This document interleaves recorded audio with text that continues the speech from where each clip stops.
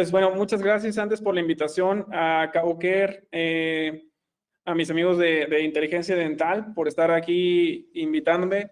Yo con mucho gusto siempre los acompaño. Y bueno, vamos a hablar en esta, miren, les platico un poquito cómo está esta parte de la charla.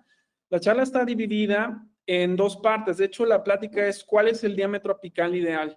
Y muchas veces, por ejemplo, está la duda de cuál es la terminación en apical, o a dónde es donde debo terminar en apical, o cuál es el instrumento ideal, por ejemplo, para cada paciente, ¿no?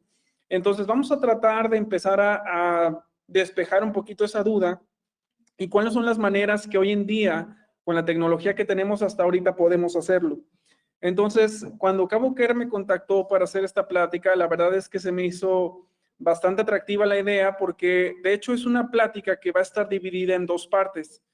Esta plática, la primera parte, se va a tratar un poquito acerca de los retos que tenemos en la instrumentación. Vamos a hablar un poquito de eso, que es bien importante. ¿Cómo podemos? Ok, la intención es ver cuál es el diámetro apical ideal, pero también vamos a ver algunos retos en la instrumentación, como por ejemplo, dobles curvaturas. Vamos a hablar un poquito acerca de canales calcificados en esta primera parte. Y en la segunda parte vamos a hablar un poquito acerca de, vamos a hablar un poquito acerca de anatomía de tercera dimensión, canales calcificados y algunos casos clínicos. Para la segunda parte, una vez que ya podamos haber ingresado al sistema de canales o sistema de conductos, vamos a tocar otros temas como por ejemplo pronóstico. Vamos a hablar acerca de unos estudios que tienen pronóstico, por ejemplo, qué pasa si dejo en un instrumento 25, qué pasa si dejo en un 35, qué pasa si dejo en un 30. Vamos a hablar un poquito acerca de pronóstico, pacientes que son comprometidos sistémicamente, también cómo reparan, que es muy diferente. Y vamos a hablar esta parte, ¿no? Que ya la parte mediática de la plática, si existe realmente este diámetro apical ideal, vamos a ver casos clínicos y vamos a ver las miras al futuro en la instrumentación, que es uno de los estudios que estamos llevando a cabo con mi amigo el doctor Jorge Vera, la Universidad de Missouri en Kansas.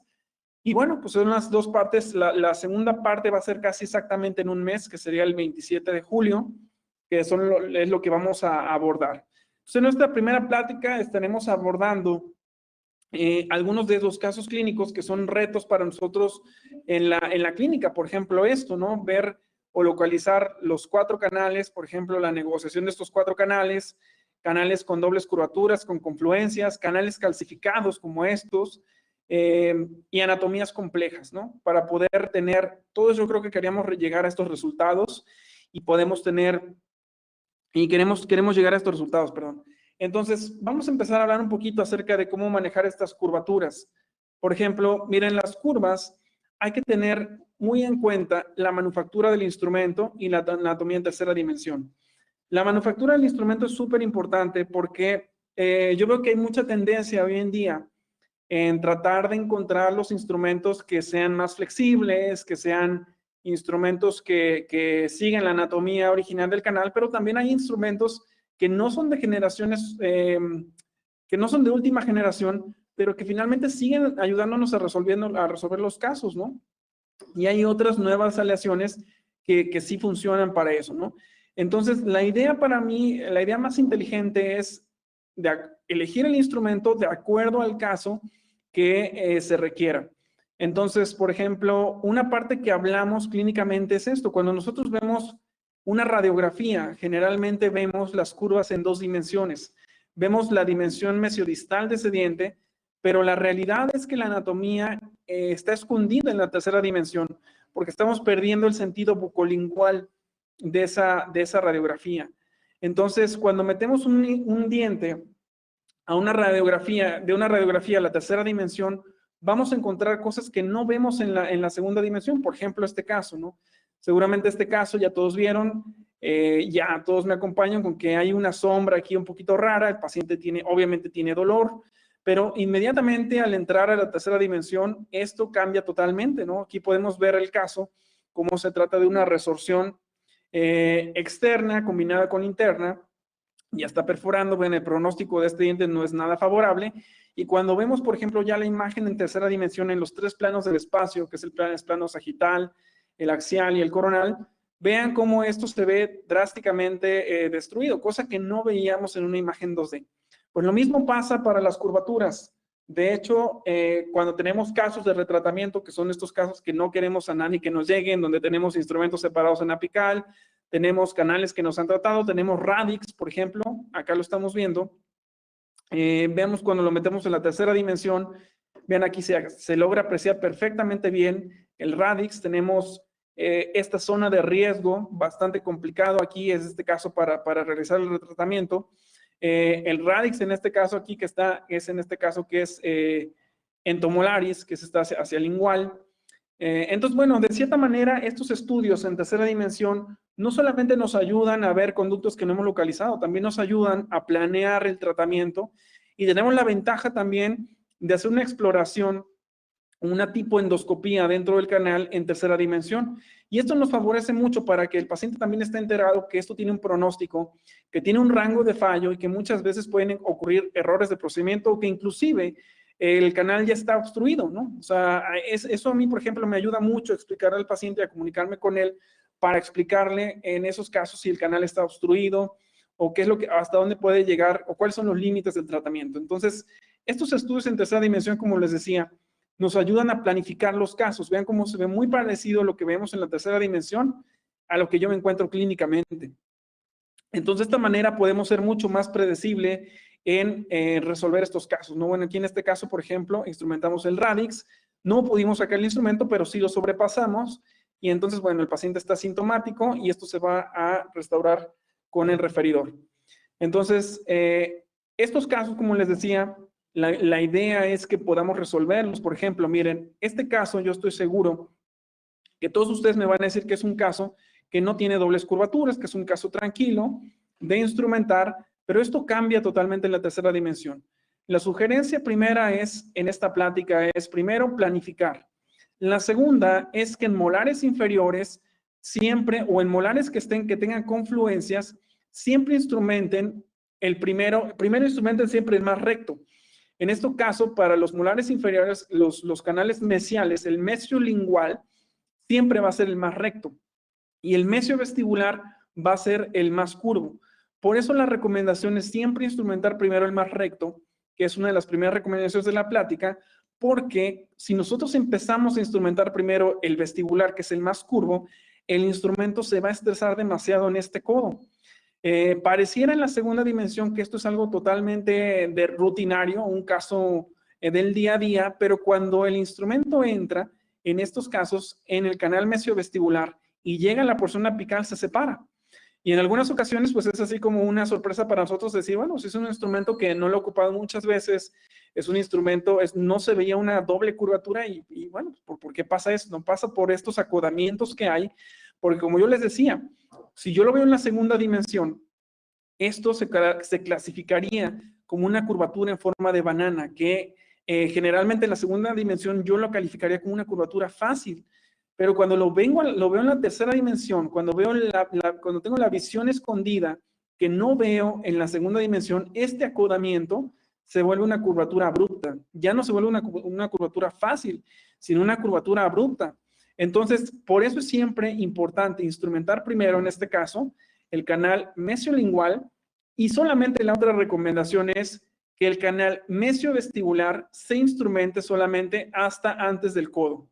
Es decir, el mesiolingual lo voy a llegar a longitud del trabajo y el mesiovestibular solamente hasta a donde está la confluencia. Ahora, ¿cómo puedo saber hasta dónde llega la confluencia? Tengo de dos. Primero, o meto los dos instrumentos y checo cuánto tengo que restarle al instrumento del mesiovestibular. Es decir, cuando meto el primero, el segundo ya no me va a bajar, me va a quedar corto y viceversa. Cuando meto el mesiovestibular, el lingual ya no me va a bajar. Entonces, la longitud la voy a tomar con los dos instrumentos adentro, o bien la otra es poner un cono de gutapercha para ver exactamente cuántos milímetros antes es que el instrumento confluye. Es decir, va a salir marcado. Si yo presiono el instrumento y meto en el otro canal el cono de gutapercha, me va a salir una marca. Y entonces esos son los milímetros que le tengo que restar a la longitud de trabajo. Es decir, hasta donde yo voy a llevar mi instrumentación en el canal que es más curvo, que en este caso será el mesiovestibular de los molares inferiores, ¿no? Entonces, la recomendación es eso, siempre instrumentar primero el más recto. Por ejemplo, miren, en este caso en donde tenemos confluencia de todos los canales, aquí lo importante es empezar a instrumentar siempre el canal más recto. En este caso será el canal distal, ¿sí? Sí, si ustedes se dan cuenta, por el color de las flechas, el estrés del instrumento, el color verde es donde el instrumento está menos estresado, ¿sí? Si yo instrumento primero este, que será en este caso el más recto, que es el distal, el instrumento prácticamente no se va a estresar.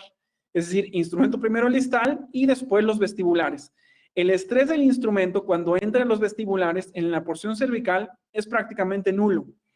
En la porción media es un estrés medio, pero como ya va a estar preensanchado la parte apical, en apical prácticamente no va a haber estrés, ¿sí? Y mi instrumento no va a entrar hasta apical, va a entrar solamente hasta donde está la confluencia. Pero si tú haces lo opuesto, es decir, si empiezas a instrumentar primero los mesiales, perdón, tanto mesiolingual como mesiovestibular, entonces aquí sí vamos a tener, y vas a llevar tu instrumento hasta apical, el instrumento es muy probable que se separe o que sufra mucho en apical. Entonces, por eso la recomendación es, en dobles curvaturas o en confluencias, siempre instrumentar primero el canal más recto, ¿sí? No hagas lo contrario. Siempre el primero, el más recto hasta la longitud de trabajo, y el que es más curvo, solamente llevarlo hasta la confluencia. Eso es una ayuda para poder evitar que el instrumento se rompa en esos casos. Ahora miren, recientemente tuvimos un curso en la Ciudad de México, en las oficinas de Carl Zeiss, y tuvimos por ahí el gusto de estar conviviendo con algunos de los alumnos que me compartieron esta radiografía. Vean esta radiografía, por ejemplo. Esto es un caso, si no me dejarán mentir, es un diente extraído, pero es un caso rutinario, en donde, bueno, digamos que tenemos precisamente un molar inferior, un molar mandibular, y tenemos la raíz mesiolingual, que en este caso que es esta, que es la más recta, y la mesiovestibular confluye hacia la mesiolingual. Tenemos confluencia de las raíces. Ahora, ¿qué pasa en la tercera dimensión? Miren, esto es radiografía, pero vamos a hacer una toma que no podríamos ver en la boca del paciente, que es una toma bucolingual. Vean esta curva. Por ejemplo, si el instrumento llega a esta parte e intentamos y hacemos presión para que baje, prácticamente el instrumento se va a romper aquí. Esto es una curvatura en forma de codo, como la que les mostraba en el diagrama o en la animación anterior. Pero esto es lo que pasa en la vida real. Por eso es que es importante tener en cuenta siempre instrumentar el canal más recto primero y el que se está uniendo, es decir, en el codo, solamente hasta la curvatura, hasta el acodamiento, perdón, hasta la confluencia. No más allá. No es necesario porque ya está entrando el otro instrumento hasta la longitud de trabajo primero, es decir, el más recto. Ahora, vean estos casos en donde podemos entender mejor la anatomía en tercera dimensión. Esto es un primer molar superior, esto es un caso real, donde tenemos una tomografía, tenemos la visión axial, tenemos la visión sagital, que es la que regularmente vemos en las radiografías, ¿ok? Entonces vean cómo aquí de manera ilustrativa tenemos el canal palatino con un punto azul, el canal distovestibular con un punto un poquito menos azul. Acuérdense que los hombres solamente vemos azul, verde y amarillo. Azul, verde, amarillo y rojo. Entonces, un azul, otro azul para el distovestibular, menos azul. El verde, que es el mesiovestibular, y el famoso MB2, que es para el mesiovestibular 2, que es el amarillo. Entonces, aquí, por ejemplo, fíjense, la visión que yo tendría en una radiografía, es decir, en el corte sagital, en la radiografía, si yo veo una raíz así, yo lo calificaría como una raíz, pues, entre fácil y un término medio de instrumentar. Pero vean cuando ya veo la visión coronal, entonces estas dobles curvas que se estaban escondiendo en la versión coronal me complican el tratamiento. De esa manera, por ejemplo, yo puedo ir planificando. Si yo tuviera esta visión siempre, puedo ir planificando mi tratamiento, inclusive la instrumentación. Ahora lo que quiero que vean es el MB2. Ahora, si yo tomo una radiografía, que esta sería la visión de la radiografía, estamos en el puntito amarillo, que es este, ahora estamos alineando los ejes en el famoso MB2. Fíjense, por ejemplo, cuando vemos el corte sagital, yo lo calificaría aquí como una curvatura mediana. Pero ahora lo que quiero que vean es la coronal. Lo que no tenemos en la tercera dimensión, nos lo está mostrando. Entonces, esto para mí sería algo bastante difícil. muy difícil de tratar. Por eso es que la planificación para las dobles curvaturas es muy importante. Siempre que se pueda tener un CBCT, tener esta planificación. Ahora, también los estudios en tercera dimensión nos han ayudado a entender que dientes que aparentemente son fáciles, unirradiculares, como los primeros premolares inferiores o los segundos premolares superiores, o inclusive para los incisivos, el 50 al 80% de los estudios que han mostrado estos premolares no están tocados en las paredes. Hay un 50, perdón, de un 5 a un 80% de paredes no tocadas, porque precisamente estos premolares, vean aquí, por ejemplo, estos estudios que son de, bueno, aquí aparece el buen Alejandro Pérez Ron de Microcity, en donde ponen, hacen el Microcity antes de instrumentar y después de instrumentar. Entonces vean, por ejemplo, cómo queda esto que es tejido pulpar vivo atrapado en las paredes del canal. Entonces, aquí hay que tener en cuenta que los premolares o los dientes que son unirradiculares, la mayoría de ellos tienen dos tapers.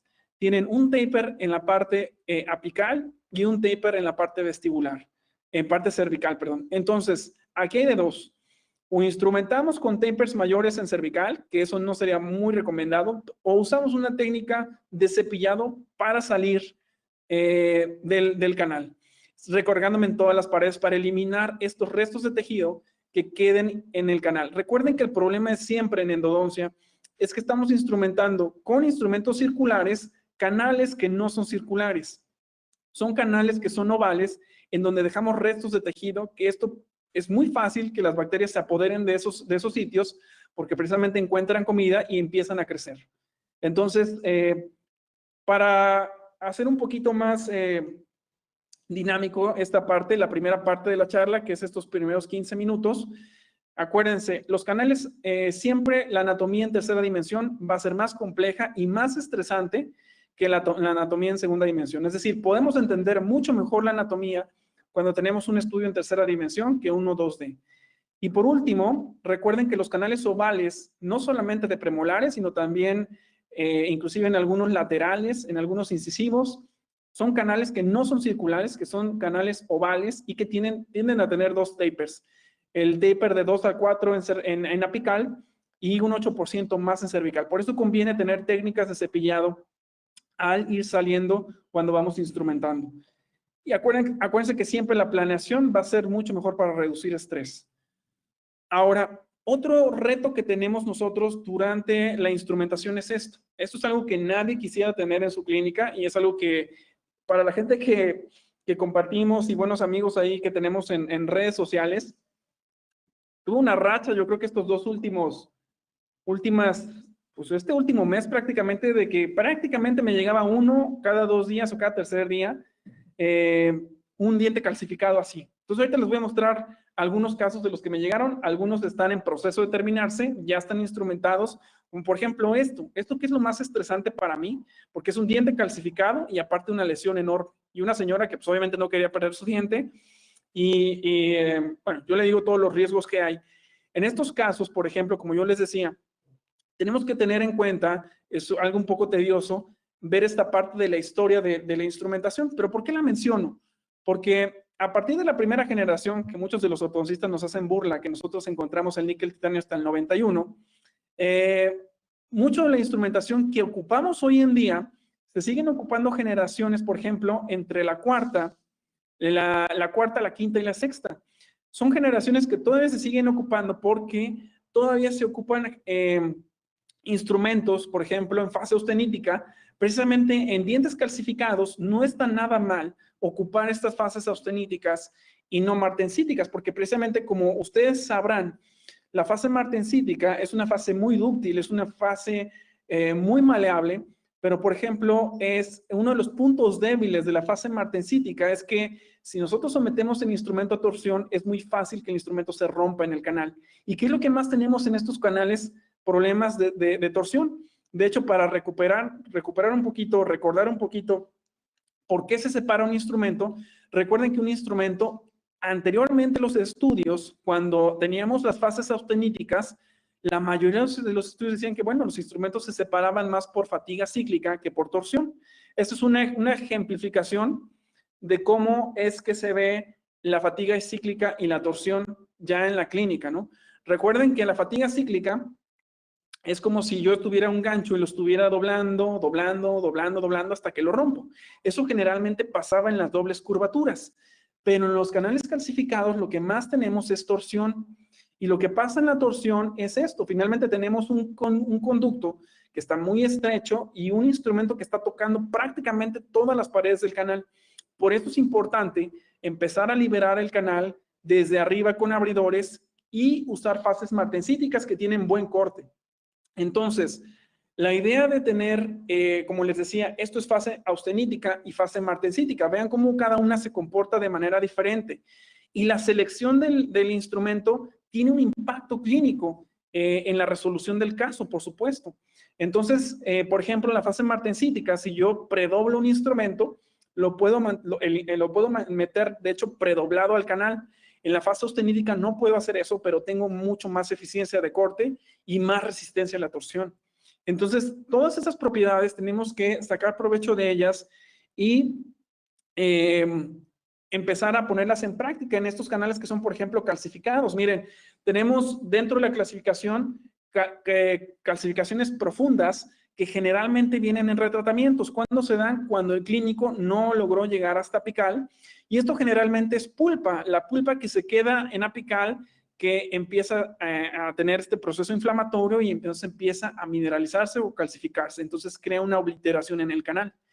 Y tenemos la calcificación casi completa o completamente del canal, que en este caso hay una obliteración en múltiples zonas del canal y esto se da generalmente por invasiones bacterianas de bajo grado o irritaciones de bajo grado a la pulpa. Entonces, muchas veces se da, vean aquí, por ejemplo, esta restauración enorme que hay en cervical, que está, seguramente está muy cerca de pulpa. Entonces, aquí hay filtración, una filtración leve a moderada que finalmente estuvo irritando la pulpa todo este tiempo y por eso es que tenemos este tipo de calcificaciones o mineralizaciones pulpares. Entonces, este es el caso, este es el mismo caso. Vean la tomografía. Vean cómo en la tomografía es sumamente importante todos los datos que me da. Ahí yo sé, por ejemplo, voy a detener tantito el video para que lo puedan ver todos. Fíjense, me voy a ir más o menos ahí al tercio cervical. Si ustedes se dan cuenta, yo ya sé ahí que tengo que ir por 4 canales. Tengo que ir por un mesiovestibular, tengo que ir por un mesiolingual, tengo que ir por un distolingual y por un distovestibular. ¿Ok? Al final, los distales, bueno, se van a hacer uno. Pero vean, por ejemplo, en estas porciones, ya en apical, cómo se ve prácticamente nada de canal. Ahí prácticamente no se ve nada de canal. Entonces, tengo que tener un instrumento o instrumentos que me ayuden a la negociación de estos canales que son calcificados. Entonces, desde ese momento yo sé que voy a intentar usar instrumentos en fases austeníticas o fases que sean combinadas. Ahorita les voy a mostrar estos nuevos instrumentos de Kerr que me gustan mucho, en donde es una nueva aleación totalmente diferente, en donde combinan la fase austenítica con la fase martensítica en un solo instrumento. Entonces, tienes muy buen corte y también toman muy bien las curvaturas. Entonces, ¿cuáles son las recomendaciones para los canales calcificados? Primero, uso de magnificación. Vean cómo esta foto, ahorita se las voy a mostrar, a pesar de estar usando magnificación, prácticamente no se ven las entradas de los canales. Entonces, aquí sí es muy importante tener la tomografía en la mano para poder hacer uso de un empalme de esta tecnología de la magnificación con la tomografía. De hecho, uno de los pasos a seguir en esos canales calcificados es transportar las medidas a la cámara pulpar de la tomografía. Ahora les voy a mostrar cómo es que yo lo hago o cómo transporto esas medidas de la tomografía a la cámara pulpar. Otro que tenemos que irnos fijando mucho es en los colores de la dentina. Esto, ya recuerden que tenemos ahí por ahí un documento, un artículo en donde nos hablan acercamente de las leyes de simetría, de los colores del piso de la dentina, pero también tenemos que tener en cuenta que cuáles son los colores, no solamente del piso de la dentina, sino cuál es el color que tengo que buscar o cómo tengo que buscar un conducto que aparentemente está calcificado, es decir, qué color es el que tengo que buscar en el piso. Ahora lo vamos a ver. También uso de ultrasonido es indispensable, puntas de ultrasonido para hacer desgastes compensatorios, no de fresa. Liberar porción cervical con abridores, es bien importante liberar las porciones cervicales con abridores para que precisamente el instrumento no se atore y evitar que tenga este estrés torsional el instrumento. Negociación manual y también con M4. El M4 me ayuda mucho a negociar estos casos que ya son calcificados y que a veces son complicados de bajar. También tenemos instrumentos, esto es lo que yo les decía, instrumentos en austenítica y calibre pequeño con control de torque. Esto es bien importante. Cuando nosotros estamos bajando precisamente canales calcificados, tener un motor con control de torque es, de verdad, vamos muy adelante, vamos un paso adelante teniendo un motor con control de torque. Y por último, ya que preinstrumenté, hice mi glide pad, entonces ahora sí realizo la instrumentación, pues con el sistema que ustedes quieran. El sistema que yo les voy a mostrar ahora, con el que yo logro bajar estos canales calcificados, es este, que es el Traverse de Kerr. El Traverse está por entrar a México en agosto, aquí en Kerr. Este instrumento, vean, es un sistema que está hecho entre una austenítica y una martensítica, de tal manera que tienen la flexibilidad que necesitan, pero tienen el poder del corte de la austenítica. O sea, la verdad es que es un instrumento bastante bien pensado y yo les puedo asegurar que es un instrumento que prácticamente es irrompible. Entonces, tiene un abridor que es una punta 25, tiene un instrumento que es un 13, que es el morado, por acá sale, que es este que está acá adentro, y tiene un 18, que es este blanco para los canales que son amplios.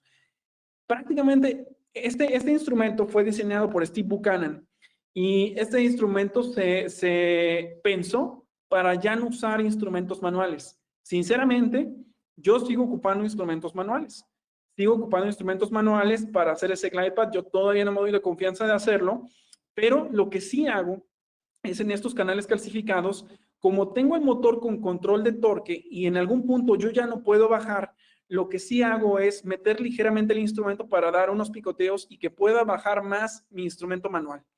Ok, les voy a mostrar ahorita la técnica cómo es que lo hago. Entonces, vean, tenemos la morada, que es la 13, para canales pequeños, y tenemos la que es para canales amplios, que es la blanca. Entonces, también tenemos un abridor, que este abridor también tiene mucha flexibilidad y tiene mucho corte. De hecho, si ustedes se dan cuenta en estos casos, por ejemplo, vean estos casos que son premolares de 3 canales, en donde el canal apenas sí se ve. Vean cómo, por ejemplo, en la tomografía se ve muy poco el canal. De hecho, este se bifurca, vean, entra como 2 canales y se bifurca hasta más o menos en el tercio medio, tercio apical, en 3. Entonces, vean estos canales que son muy obliterados. Vean el corte que tiene este instrumento, que es el abridor. Es un corte, esto idealmente tendría que estar con irrigación, esto por cuestiones de video, para que lo vean muy bien el corte de cómo abre este abridor y lo flexible que es. Lo hago así. Vean cómo vean cómo los canales apenas si se ven. No había metido ni siquiera ningún instrumento. Ahora, para los canales que son calcificados, fíjense, lo que tenemos que hacer también para localizar los canales es ver los colores de la dentina. Siempre les va a ayudar, primero, tratar de localizar un canal y aplicar las leyes de simetría. Segundo, ver el color del piso. Recuerden, cuando yo veo aquí el color del piso es ligeramente más oscuro que el de la pared se ve un color más blanco. Pero vean cómo se ve entre el piso y la pared una línea blanca que precisamente aquí se las voy a marcar. Aquí es donde debería estar el otro canal. Entonces, ahí es donde meto el abridor. De hecho, lo que tienen que buscar es entre el piso y la pared un color mucho más blanco, que ahí es donde va a estar el otro canal. Ahí por leyes de simetría y con la tomografía me estoy guiando. Entonces, vean, cuando ya logro localizar los canales, aquí en este caso, por ejemplo, ya no podía, si ustedes recuerdan en la tomografía, llegaba un punto en donde ya no se veía canal, Precisamente en este punto es en donde mi instrumento llega y se queda hasta ahí. Entonces, ¿qué es lo que yo hago con estos instrumentos? Lo que yo hago es hacer un ligero picoteo, vean, de esta manera. 1, 2, y vean cómo el instrumento corta y listo. De hecho, ahí ya me bajó más que el instrumento manual. Entonces, con eso puedo yo bajar el instrumento manual y lograr tener mi glide pad. Entonces, aquí ya tengo, por ejemplo, los distales que finalmente confluyen y tengo el mesiolingual, pero me falta el mesiovestibular. De hecho, esto lo dejé para otra cita. Entonces, lo que yo hago para la siguiente cita es tomar medidas en la tomografía. Vean, lo que yo hago, si ya localicé el mesiolingual, tomo la medida en la tomografía, como es una relación 1 a 1, en este caso 3.7, lo meto a 4 milímetros y pongo un instrumento a partir del que ya localicé y entonces empiezo a hacer desgastes con ultrasonido, exactamente en donde me marca el instrumento. Entonces ahí vean cómo ahí estaba el mesiolingual. Esto no falla, no falla porque la tomografía tiene esa proporción 1 a 1. Entonces ahí es donde está el mesiolingual. De hecho en la tomografía sí se veía la entrada. Entonces por eso es que eso no falla. ¿Ven? Entonces aquí está la entrada del mesio vestibular en este caso. Y ahora sí, vamos a instrumentarlo. Fíjense, en este no tuve problema para llegar casi hasta longitud de trabajo. Este es un tip que lo pueden ocupar con este triángulo que es el M4. Fíjense, ahí manualmente, ojo con esto, el M4 es un contrángulo que recuerden que funciona con fuerzas balanceadas. Entonces, manualmente yo ya no podía bajar más de este punto. Yo sabía que tenía que llegar a longitud de trabajo porque aquí había una lesión. Entonces, desde donde mis manos llegaron, lo que yo hice fue, o lo que hago es, tomo el M4 y empiezo a hacer ligeros movimientos de picoteo. Recuerden que el M4 no está instrumentando, está haciendo fuerzas balanceadas. Entonces, vean cómo con los movimientos de picoteo logro bajar a longitud de trabajo. Y esto ya lo hago solamente, esta es la recomendación, es que lo hagan solamente cuando estén a un par de milímetros de bajar. Y entonces con movimientos de cepillado, de picoteo, van a sentir como el instrumento cae. Y una vez que ya cae, empiezo a hacer movimientos ya de cepillado de salida, para precisamente trazar el camino y poder llegar ahora sí a longitud de trabajo. Entonces, otra vez, cuando tenga un par de milímetros, que me faltan un par de milímetros de bajar, me ayudo del M4 con un instrumento tipo K. Entonces vean cómo estoy picoteando ahí otra vez, picoteo, picoteo, picoteo, hasta que caigo en el canal, es decir, en lo que me faltaba. Ahí está, ahí ya caí. Entonces caigo ese par de milímetros que me faltan y entonces empiezo ya a hacer movimientos de cepillado hacia afuera, ¿sale? Y entonces ahora sí ya logro bajar esos canales. El error aquí sería forzar instrumentos manuales porque entonces podemos causar escalones. Eso sí, no. Lo que tienen que hacer siempre son movimientos de fuerzas balanceadas y de picoteo. Nada más. No movimientos de corte y no movimientos de presión apical, no presión apical. Entonces, no movimientos de presión apical y no movimientos de corte. Siempre fuerzas balanceadas y picoteo. Y siempre, si pueden ustedes, ayudados de este que es el M4. Este es el caso, ya instrumentado. Vean cómo se ve muy parecido a la tomografía. Dos entradas en los distales, pero finalmente confluyen en apical. Y el mesio vestibular con el mesio lingual. Aquí, por ejemplo, no pude ayudarme de mi guía, en este caso, que es el piso, está todo calcificado. No puedo tener la guía, el famoso mapa, ¿no? Que finalmente me va guiando. Aquí me fui guiando con magnificación, colores de la dentina y la tomografía. Entonces, vean aquí, por ejemplo, estos casos en donde, esto es lo que yo les decía, el motor es una chulada porque trae este control de torque. Entonces, en estos canales que son calcificados, automáticamente toda la cabeza del motor tiene sensores. Entonces, esos sensores les van diciendo qué tan estrecho está, qué tan estresado está entrando el instrumento al canal, y eso lo va regulando el motor, de tal manera que aparte que el instrumento entra y corta bastante bien, el motor les está ayudando a regular ese torque para que no se atore o no tenga ese sentido de atascamiento y entonces se rompa por torsión en un canal calcificado. Por eso les decía que esta combinación de Traverse con este motor es una chulada. Entonces, casos así que ya están resueltos, por ejemplo, como en estos, que son calcificados, vean cómo me permite llegar a longitud de trabajo y resolverlo sin mayor problema. Que este caso, por ejemplo, ya estaba terminando, que fue precisamente de estas 2 semanas o este último mes. Este está en curso, vean igual, no se ve absolutamente nada y aquí ya está instrumentado. De hecho, aquí falta el MB2, que eso me voy a pelear con él la próxima semana. Pero finalmente ya estos ya están instrumentados y están localizados, ¿no? Entonces, vean cómo podemos sacar, inclusive este Traverse no es austenítica, no es una fase austenítica, pero tiene algo de austenítica. Es una fase que es transitoria entre austenítica y martensítica. Entonces, también podemos ocupar o hacer provecho de instrumentos de fase martensítica en donde, por ejemplo, como estos canales que aquí, por ejemplo, esta paciente tenía molestia para masticar, pensaban que la corona estaba alta, y entonces, bueno, había un delta. En algunas ocasiones esto no me lo permite, no me permite instrumentar el delta, en esta ocasión sí. Entonces, vean, lo que yo hago es entrar al delta con un instrumento ya predoblado de manera manual. Este es el Zenflex de Kerr, que ese yo creo que va a tardar un poquito más a entrar aquí a México, pero finalmente viene en fase martensítica. Tiene mucho más martensítica que austenítica, este instrumento. Entonces, pero este sí lo pueden predoblar. Por eso yo les decía, no todo lo nuevo es lo mejor que hay. Algunos, vean cómo algunas casas manufactureras comerciales se siguen ayudando de las fases austeníticas, ¿no? Y bueno, ya entrando en materia de cómo instrumentar y qué es lo que tengo que considerar para cuando voy a instrumentar un canal, recuerden, la longitud de la raíz, tengo que ver la conicidad del instrumento y tengo que tener en cuenta cuál va a ser mi diámetro apical final. Es decir, eso es lo que vamos a tratar en la otra parte de la plática. Pero bueno, ya entrando en materia, muchas de las casas comerciales han tratado de, inclusive artículos y journals, han tratado de estandarizar esto que es prácticamente, se los voy adelantando, prácticamente imposible.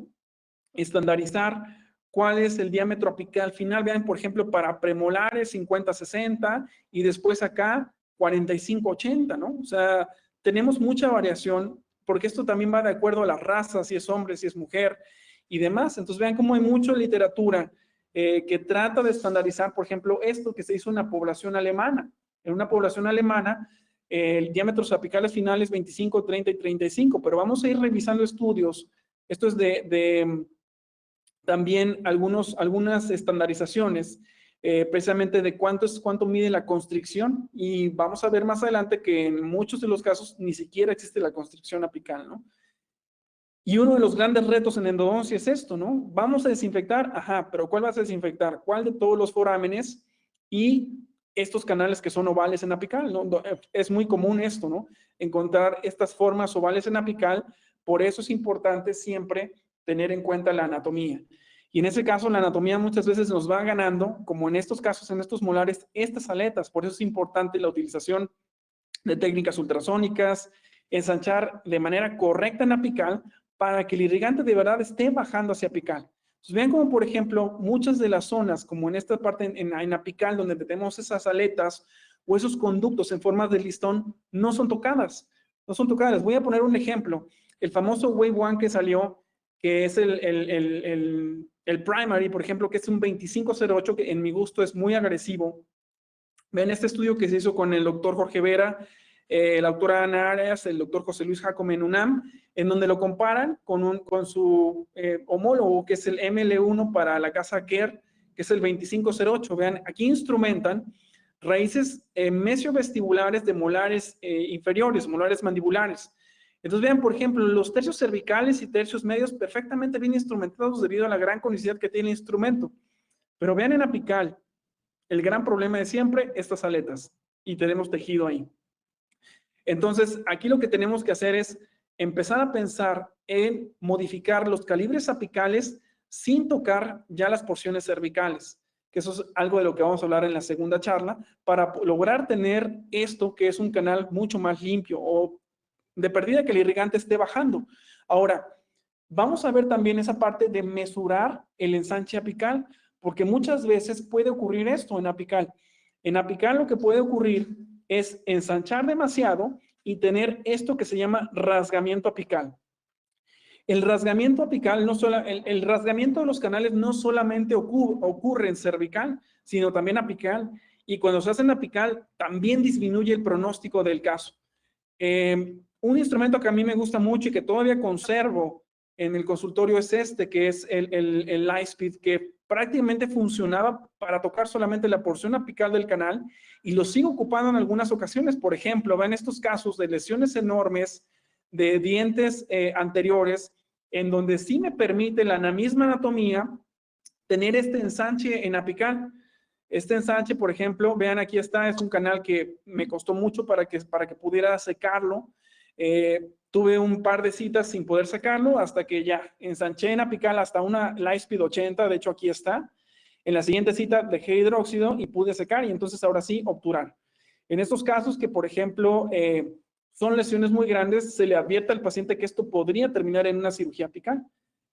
Aunque vamos a esperar, como en este caso se fueron los síntomas, vamos a esperar un par de meses a mantener monitoreo y ver si el paciente regresa a cirugía. En estos casos que, por ejemplo, es súper importante tener una buena medicación intraconducto, me gusta mucho meter el hidróxido de calcio con esta que es la K3XF. La K3XF tiene ángulos radiales que permiten aventar, ya sea en sentido antihorario, avientan el material hacia adentro del conducto y en sentido horario sacan el material del conducto. Por eso es que eso también es uno de los instrumentos que más ocupamos para retratamiento de conductos, el K3XF. Entonces, en esos canales que son muy infectados, vean cómo es que yo trato de meter, le quito un par de milímetros al K3XF y lleno el canal de hidróxido de calcio. Recuerden que en esos casos que son muy infectados, el hidróxido de calcio tiene que estar en contacto con las paredes del conducto. De otra manera, no tenemos el efecto que nosotros queremos bactericida del hidróxido de calcio. Por eso es importante tratar de meter el hidróxido de calcio a longitud de trabajo, restándole un par de milímetros al instrumento. Es decir, si mi longitud fue de 18, meto este que es el 2504 a 17 milímetros o 16 milímetros y hago esos movimientos de picoteo y entonces yo veo en el microscopio cómo el hidróxido de calcio lo está jalando hacia adentro del conducto. Es la manera más en la cual yo me siento más seguro. Lo meto a 1000 revoluciones y al torque máximo. Ahora, hablando del ensanche en apical, tienen que tener en cuenta que también es bueno ser mesurado en el ensanche en apical porque este rasgamiento en apical se da más en canales como estos. Fíjense, no todos los conductos terminan exactamente en la porción apical. Algunos de ellos tienen salidas laterales. Por ejemplo, los palatinos, muchas veces el palatino termina hacia palatino y en el 80% de los casos termina hacia vestibular. Entonces, por ejemplo, en raíces mesiales de molares superiores también vean cómo la raíz mesiovestibular termina más hacia bucal. Entonces, en estos casos hay dos reglas: no forzar instrumentos a llegar hacia apical, confiar en el localizador y no sobreensanchar esto, porque esto es muy fácil de tener un rasgamiento en apical. Entonces, vean, por ejemplo, o de lacerarlo, que es lo mismo. La laceración apical es mucho más probable en anteriores, pero vean en molares, el 74% en molares, porque tienen que tener en cuenta que no todos los molares terminan exactamente en apical, sino que tienen una salida lateral. Y la otra laceración o el rasgado que podemos causar es aquí en cervical, en estos canales que son muy delicados en estos mesiovestibulares. Si nosotros ocupamos instrumentos muy gruesos, vamos a rasgar muy fácil estas paredes. Vean, el TF Adaptive, que es un instrumento que me gusta mucho, tiene todos los principios de instrumentación actual. Es un instrumento muy flexible, corta bastante bien, tiene buen ensanche apical y es muy conservador en cervical. Entonces, vean, por ejemplo, para estos premolares, igual esto ya no gusta tanto, ya no cumple las normas de instrumentación y esto sí, tengo buen ensanche en apical y nulo desgaste en cervical. Entonces, esto nos gusta todavía mucho más. Esto es una endodoncia que ya no se debe hacer hoy en día, usar fresas piso, fresas Gates. Para ensanchar en el tercio cervical usamos abridores. Vean lo que pasa en la tomografía. Aquí ya se logra ver el daño que hay en la porción cervical. Esto, por supuesto, está violado, está lacerado y pues, obviamente aquí el pronóstico baja, ¿no? Se le comenta a la paciente decide hacer el tratamiento o no. Y bueno, ya les mostraré más adelante la evolución de esta paciente. Recuerden que en estos canales tenemos aquí esto que se le conoce como zona de riesgo. Es una zona muy delgada y tenemos que tener todos los principios de instrumentación, que acuérdense que es la preservación de la dentina pericervical en esa zona para poder lograr una buena instrumentación y un buen ensanche en apical. Como por ejemplo en estos casos, vean, dobles curvaturas. Otra vez instrumentamos solamente el más recto hasta apical y el otro lo dejamos hasta la confluencia. Vean el calibre, es un molar que es un molar vital, no tenemos necesidad de llevar a calibres mayores en apical, entonces instrumentamos hasta una SM2, que es una 2506 en estos casos. Vean, tenemos muy buena espacio para la obturación y buen calibre en apical, en este caso en los mesiovestibulares, que es una 2506. Y bueno, las conclusiones de esta parte 1, recuerden que las dobles curvaturas se esconden en la tercera dimensión. Siempre que ustedes puedan, van a planificar con tomografía. En confluencias y curvaturas, siempre hay que instrumentar el canal más recto primero, solo instrumentar el más curvo hasta la confluencia. La selección de la aleación debe ser de acuerdo al caso. Recuerden que no vamos a ir con la tendencia de que todo sea sexta generación. Siempre hay que tener, de acuerdo al caso, vamos a tomar esa aleación. Siempre vamos a usar instrumentos en austenítica para romper las calcificaciones, o por lo menos como estos Travers, que tengan una parte de austenítica. Usar motores con control de torque automático para canales atrésicos y estrechos. En lesiones grandes hay que asegurarse que el hidróxido de calcio esté en contacto con las paredes y siempre cuidar la dentina pericervical para evitar rasgar las paredes del canal. Pues muchísimas gracias. Esta es la parte 1. En la parte 2 estaremos hablando de estudios de pronóstico, un poquito más acerca de los miras al futuro de la instrumentación. Les dejo mis redes sociales, mi correo y el Facebook para cualquier duda. Pues muchísimas gracias a Inteligencia Dental, a Cabo Quet por la invitación. Y bueno, no sé, Diana, estamos ahí para algunas dudas.